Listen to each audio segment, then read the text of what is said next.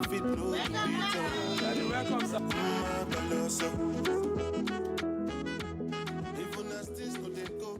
become one person, then a boy, bringing us into, what time is it, 8:38 on the AM Club. It's time for Lifestyle Daily. We're having a conversation on whether or not you should quit your job to start a business. If you're interested in starting a business by quitting your job is not permitting you to start your business, how should you go about it? Well, don't take it from me, take it from the expert. And this morning, our very good friend, Echo Mensah, who is CEO of EMI Group Africa and a business coach, has joined us to tell us more. Echo, Happy New Year. I know, right?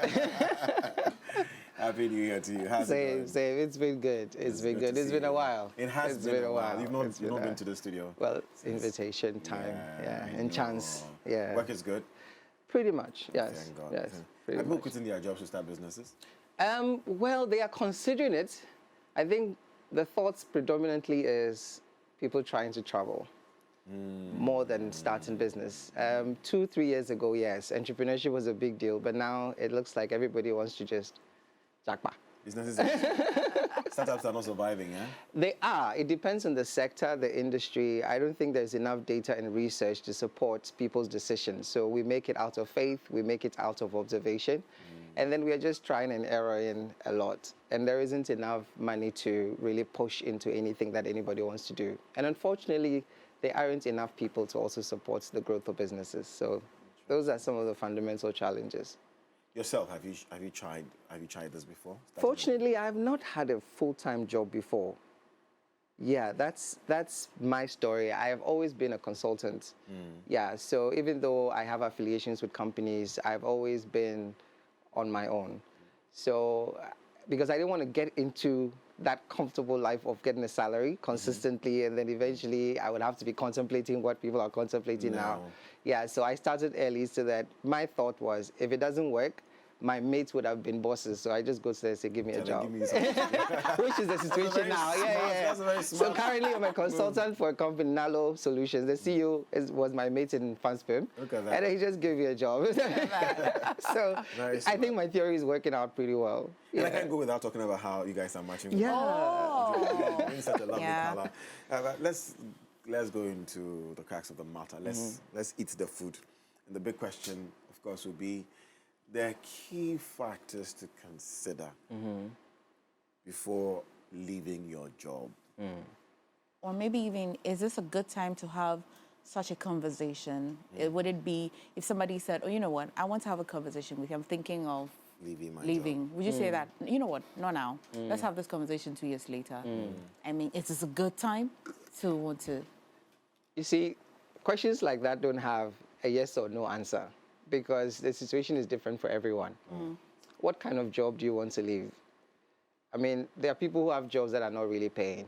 People are working just for transportation, all right? So then if you find an alternative that gives you better and actually reduces your cost, why not?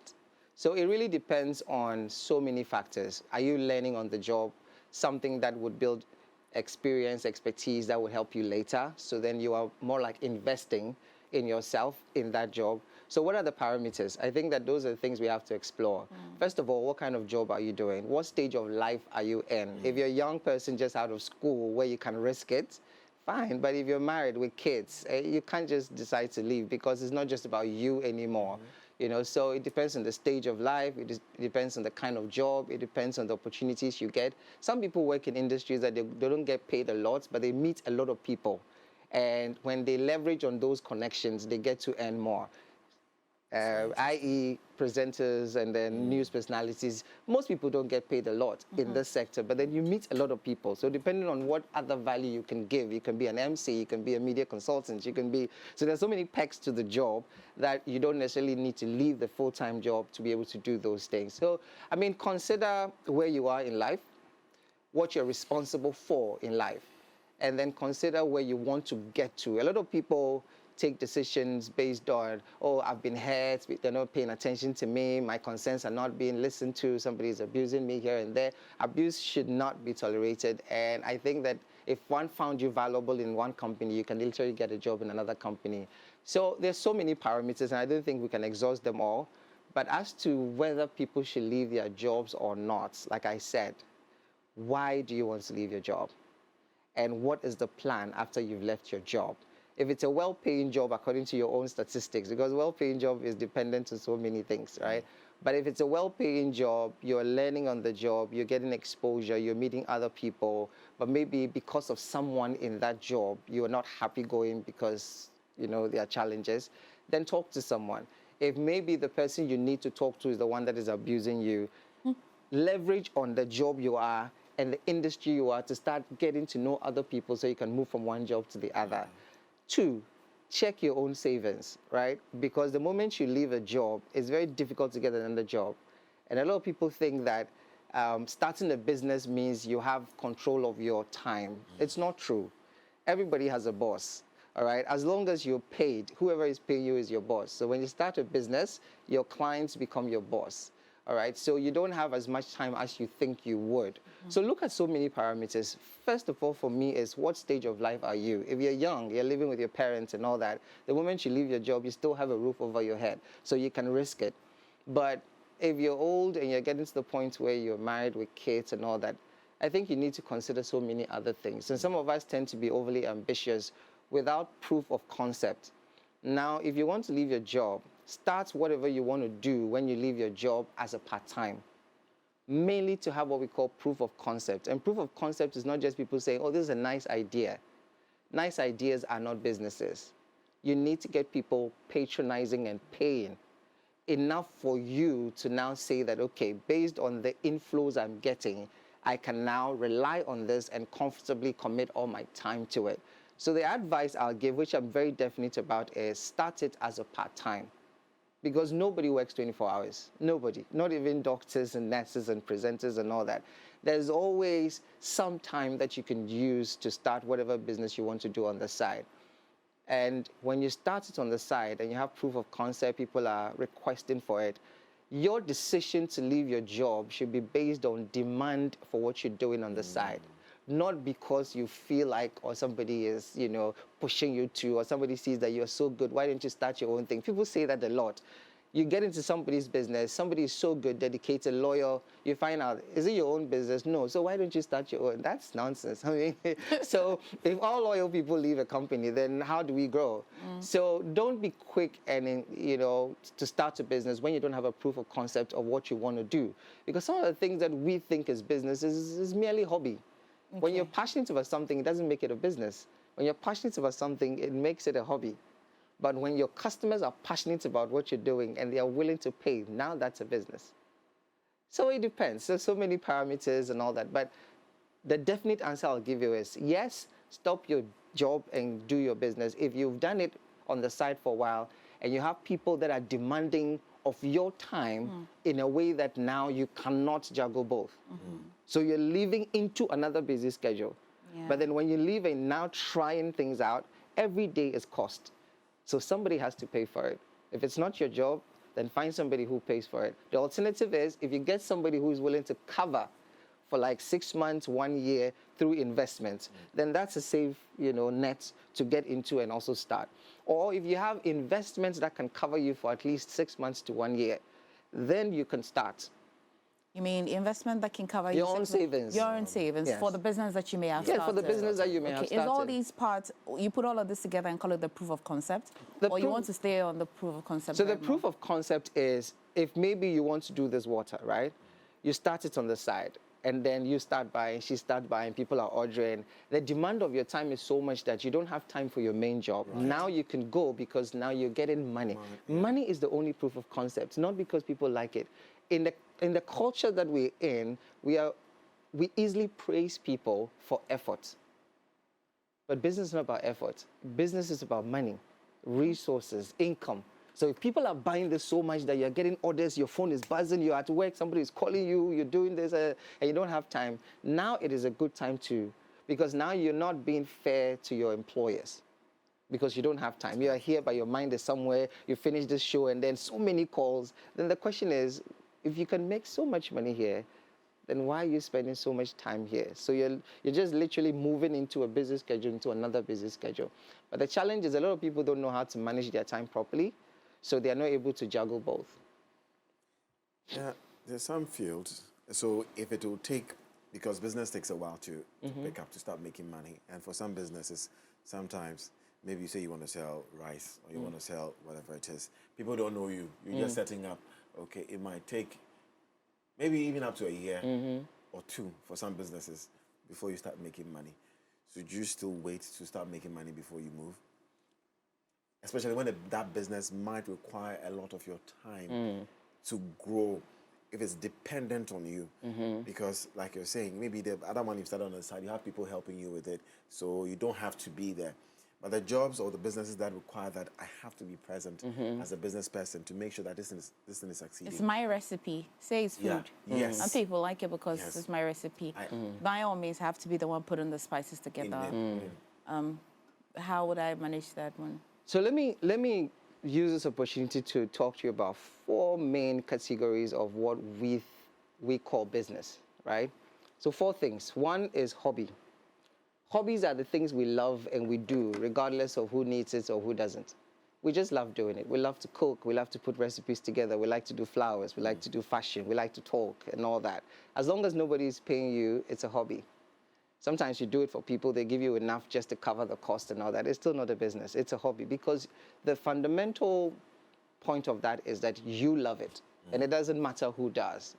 On that, you don't quit your business to do a hobby. You do it on the side, right? 2 is entrepreneurship. Now, a lot of people interchange entrepreneurship with business. Entrepreneurship is not business. Entrepreneurship is solving a problem. So you identify a problem and you come up with a solution through innovation, ideation, problem solving, and all those things. And then eventually you have come up with a solution. But that's only a prototype, not a product yet. So entrepreneurship mostly leads you to solving a problem, leading to a prototype that people can test. Now, when people have tested and are willing to buy, and there's something called demand, entrepreneurship is not driven by demand. Entrepreneurship is driven by problems that need solution. Business is driven by demand and supply, economics, fundamental. Now, if people want to do business, the first thing they need to focus on is who wants to buy this? So before you even get into the business, no matter how long it takes and all that, the process of one becoming another is the translation of entrepreneurship or hobby into a business. And that's what takes time. But the moment you say you're in business, what does that mean? You're making money. And that's what people don't get. You are not in business if you're not making money. If you're trying things, putting recipes together, innovating things and inventing things, that's why inventors don't make money necessarily. Because, think about it. Inventors just create things that now people who are business-minded see that, oh, there's value in this.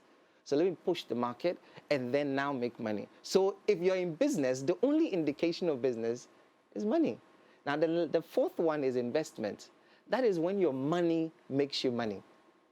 So then if you put money into a studio like this, and then you guys come and work and the person is making money, they don't have to come because their money is speaking for them. In business, you need to ensure that you have people that are making you money. That's why the most important factor of business is sales. Everything else can be paid for by professionals, can be done by professionals. So entrepreneurs, businesses, and all those things need to focus on sales. And it's unfortunate a lot of people say they don't like sales. Being good at food and recipes and all that does not make you a business person. It probably makes you a very excited and happy recipe producer. But somebody will see what you're doing and like, oh, there's demand on this.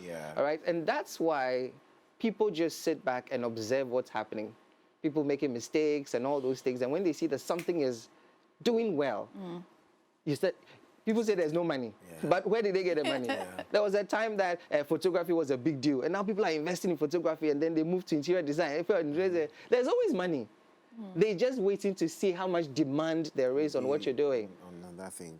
You know, so even with personalities, the more valuable you become in the marketplace, the more people demand of your time, and the more you can charge for the same time. So those are 4 categories, and I think that people need to understand this very well before they make a decision. Is it a hobby? Because that's just for you, and you can't blame anybody if you're not making money because you are passionate about it. Nobody else is to give you money. Is it an entrepreneurship? The process of finding a problem and getting a solution for it and creating a prototype out of it. is it business where now the prototype has become a business, a product or a service with demand on it? Or is it investment where you have money or expertise to put into something that can give you more money? So when you properly categorize this four, then we can talk about what you need to get into any of them. Interesting. Some people say business, while learning what business is now, some people say that starting something on the side is not for everybody. Is this true? It is for everybody. Succeeding is not for everybody.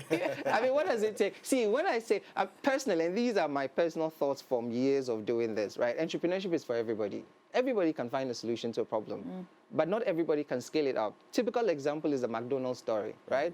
Two brothers started it, but then it took one person to come and see that, Charlie, this can fly. And he became a billionaire, not the brothers. So the brothers created a prototype, a system of doing something that works, and he scaled it. So it's not necessarily about, you know, like, hey, I'm excited, I want to do this, or I want to try my hands on this. No, you need to understand. And that's why every business that is business is driven by processes that are repetitive. And a lot of people that are excited and want to go into business, they want to do this and that, they don't like structures and systems. And that would not enable your business to scale. Because any business that has really done well is powered by structures and systems. Go to any bank, anywhere, it's the same thing they do every day. So when you're tired of structures and systems, repetitive things, you probably would not succeed at business, but be very good at entrepreneurship because you keep trying things. That's why some people you meet and say, I have new ideas every day. They are very entrepreneurial. And it depends on which side of the temperament you are. We have four temperaments. We have the introverts and we have the extroverts, right? And the extroverts, we have the cholerics and then the sanguines. Very excited individuals. You know, they can easily sell, they can easily mingle. And then we have the other side that are the melancholics and the phlegmatics, very structured, very careful, very suspicious of everybody. Those people build solid businesses. Interesting. Yes, because those people are very meticulous and they want to make sure that every process is clearly stated. But the truth about those people is that they don't necessarily scale best. True. So you need the cholerics and the sanguines to help you push the agenda because, you see, at the point of business is selling the products that you have developed. Out of thoughts, making profits is when you have drawn the process and you do it repetitively. Yes. And for the cholerics, because they're trying different things at the same time, different times, I would not find something repetitive for them. But the melancholics and the phlegmatics, because they are very meticulous, when they draw the line and when they get to the processes, they do it and they do it maybe slow, but repetitively. Exactly. Between this group of people and then the cholerics, which one would rather scale up? So the thing is, anybody can scale up, right? It depends on what process it and what works and how quickly you are to get to the market. Okay. But I was trying to build a point to your story about it depends on you. Okay. And that's why a lot of Ghanaian businesses don't scale. No business depends on anybody. It's only because you haven't built a process that anybody else can do because you want to hide it and put it close to your chest. Yes. Trust me, there's nothing new under the sun. Maybe aside the Coca-Cola recipe, which only 2 people know in the entire world.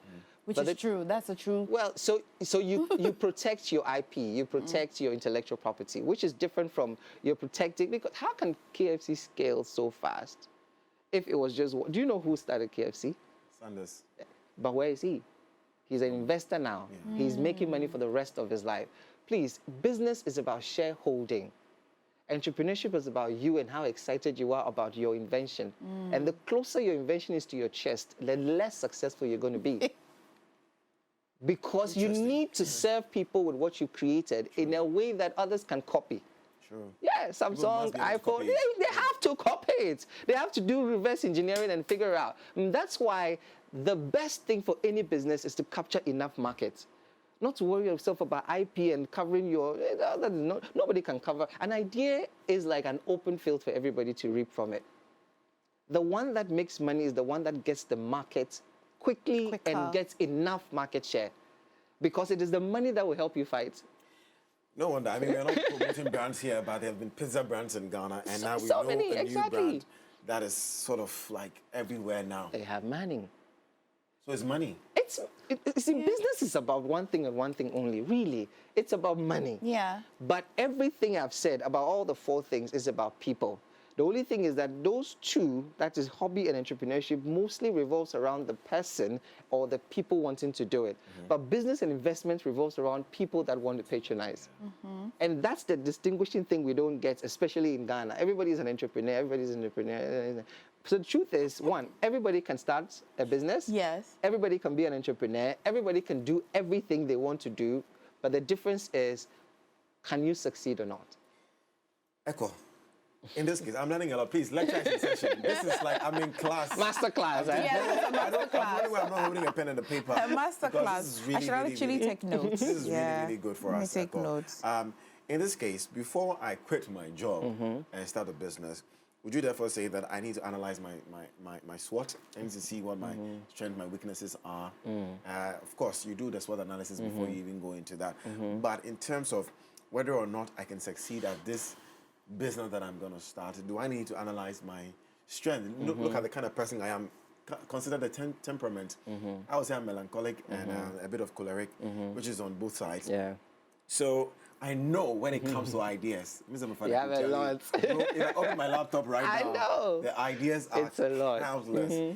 But moving it from that laptop, beginning and even pushing it further is what the problem is. So Yeah, that's if I'm true. going to quit my job and I know that I'm going to start a business, because I know this about myself, do I need to find people that can help me scale up before going into that business? So, of course, you know all these amazing consulting things we say, SWOT analysis, business planning and all that. Even the Bible says that before you build a house, sit down, Calculate. figure out what house you want to build and do the calculations. Because if you start and you don't finish, people who have never built houses will laugh at you. Yeah. True. It's a very funny world, right? So, of course, you need to sit down and plan and figure out. But you see, business and entrepreneurship, it's an evolution. It evolves, right? Recently, I mean, even Nike has stopped doing 10-year strategy because the world is moving so fast that 10 years would actually make you collapse. Yeah. Can you imagine? They've moved 10 years to 3 months. What? Yes. So the work. Nike, every 3 months. So they are iterating consistently. So there's something called agile, right? So they iterate consistently and change and change and change and change. That is what startups have an advantage over big companies, because in big companies it's difficult to change, but in startups quickly they move. But now big companies are adopting it. So they have smaller units that are always researching, and then so of course you need to plan and all that. But there are 2 things that I would bring people's attention to. Business is about 2 things: people and profits. That's it. So even if you don't know the technicalities of business and all those things, there are people called professionals who know these things, right? If you can't afford, make a list of all that you need, from finance to legal to operations to HR, and find friends, professional friends in all those categories, and start building a relationship with them whilst you are working. Because at the point of needing them, you can leverage on your relationship rather than on your money if you don't have it. I'll charge you. Well, you see, the thing is, charging is not just in monetary terms. Okay. Exchange of value. Yeah. I'll do something for you, you do something for me. You are in media, you can literally sell. I mean, media, sponsorship is not always about money. I give you furniture, you give me airtime. I give you this. So all that is barter. And it's a legitimate economic activity. Right. All right. So for me, what I'll advise is, listen, the most important thing about your transition from job to your own business is people. Who would help you through the process of structuring? Who would help you through the process of moving your business, your products to the market? Who will help you to patronize enough to make you enough money to go to the next level? It's all about people. If you don't like people, don't be quick to leave your job. Because everything about business is people. You literally have to tolerate people. You have to love people genuinely. You would have to get to the point where you genuinely want to help people with what you're doing. And you have to get enough of them that you can change into money, right? I mean, get them to patronize. So people is very, very important. And the other one is profit, which is the markup of your cost price, right? If you don't know how to calculate your profits well, and that's why there are people that are busy, but they're not making money. Because they are not able to calculate their margins in a way that they factor in everything, including their thinking, and their sweat. You know, so then if you get your margins properly, then it's easy for you to now use all those markups to now grow your business. Growth in business is by two things: profits and investments. But investment comes out of profits because people want to make money by putting money into your business. So really, if I have to narrow everything down into two things, it will be people and profit. If you don't know your math, get somebody who does. But you have to understand, otherwise you'll be working and somebody will be chopping the money. Yeah. If you don't know people and you don't like people, just stay in your job. Because maybe you don't interact with too many people at your job and you are getting enough money, so stay there. Because really, if you will succeed in business, it has to be with people. People you work with, people you please, people you serve, people whose money you need, people who would give you resources. It's all about people. Good advice. All Very about good people, advice. honestly. All about people. Yeah, because you hear a lot of people say that I have all these great ideas, but I don't have money to start. It's not money. It's not You money. don't have people who think your ideas are good enough. It's true. One day you meet somebody in a conversation, the person will just write a check for you because they love the idea. It's all about people. You see, let me say this. If you don't have enough money, be humble. Yes, because humility will get you favor with people, and favor brings you the things you need. All right. And I also say this: if you're at the point of being paid by anyone, either by investors, by clients, by your parents, and all that, get to the point where you know what to keep serving them with, Yeah. and learn how to make them happy. Yeah. You see, because when you're being paid, it's not about your happiness as much as it is about they being happy enough to keep giving you money. If your customers are happy enough, they'll keep giving you money. If investors are happy enough, they keep, and the money makes you happy. So put your happiness at the end of your money, not at the beginning. Oh, leave me alone. I don't want you to call me, text me. You know, people do that. Eventually, they go out of business. Yeah. Yeah. Yes. So please, if you want to be paid and if you want to make it big, learn people and profits. Charlie, this class is not enough. Yeah, I know. For those who have started already, maybe they've jumped already. They didn't have the opportunity to learn Listen. this. What They you're can saying. go back, but they're already. What can they do? What will they do? Will the factors then change? No, fundamentals. Go back to learning about people. You know, instead of always looking at your ideas and adding more, stop. And this is what I say. Regardless of whether you're doing your business or you're working for someone, use the 9 to 5 rule. Okay, so this 9 to 5 means that from 9 a.m. to 5 p.m., serve people. Yeah. Before 9 a.m. and after 5 p.m., serve yourself. This is a strategy that I think even if you've started, you can use. The moment is 9 a.m., look for somebody to deliver your services to. Either you're on WhatsApp talking to somebody about what you do, you're on social media talking to somebody, you're going to events, you're going to places. From 9 to 5, be an employee even in your own business. Discipline yourself, get to work, sit behind the PC, do what you have to do. If you have to do recipes, if you have to do this. From 9 to 5, serve people. After 5 and before 9, serve yourself. So that's why you do your ideas. You're thinking, hey, Charlie, this is good life. If I have a house and all that, do that for yourself before 9 and after 5. From 9 to 5, it's about serving people. Going to places and looking for people who want the things you need. Doing the thing you were doing when you were doing 9 to 5 for somebody. So you never really quit your job. You only move from someone paying you to you paying yourself. Sales. Nobody actually quits any job. One time, okay, go on. My last question Okay. basically would be confirm or debunk this. You will never be successful or wealthy working for someone else. See, I've heard that, but that's not true. I mean, there are billionaires working for people. The CEO of Microsoft is rich, very rich, okay? But it's most of the time when they say it, it's a comparative analysis. You'll never be as rich as the owner of the business. Right. It's true. But in terms of what rich is, there are some people that are rich working, but it also depends on their entry points, right? So let's just take a typical example, Ghanaian business, Haptel, you know, SMSGH. Yeah. Those who started it are rich, but not as rich as the founders of the business. So comparatively, yes, you will never get to that point, but you can have a decent life. I mean, there are people working in certain organizations and they're doing they're well, rich, yeah. right? Yeah, but you see, if you want successive wealth, if you want wealth that transitions from you to your kids and all those things, you need to have shares because shares don't retire. Right. That's what they mean. Shares don't retire. You don't have to actively be working to make money. So that's why we are saying that owning your own business is not also running your business. Like I said, choose one. Either you become an investor where you never work in the business but your money does, or you literally get to the ground and work. But eventually that retires. So build a system in a way that even in retirement, it still makes you money. And that comes from ownership. But you can make decent money. You can make, mortgage, people are buying houses and working. So it's comparative analysis, but it's also compared to who owns it. So if you're in MX, compared to that person who owns it, you probably will never be richer than them.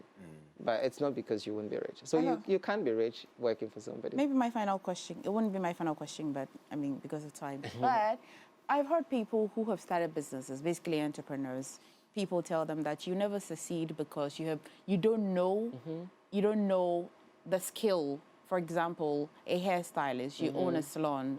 They say that you never succeed because the work is highly dependent on somebody you have to hire who has the skill. That's true. Is this true? Well, mostly when they say that is because the owner of the hair salon doesn't have enough money for the money to discipline them to work. Okay. You can always find someone with talents, but can you pay them enough for them to be loyal? Okay. So, two things. If you don't have enough money, but you have just enough to set up a facility, then know the skill as a contingency, not necessarily as the one doing it. In fact, you don't succeed by being the one doing it. I don't have time. I would have taught you the 7 levels of success in entrepreneurship or business, right? There's a laborer side, and a lot of us are there. The laborer needs to get there and work and sweat to make money. But there's also the engineer side that enables structures and systems. There's the architect side that just develops the vision.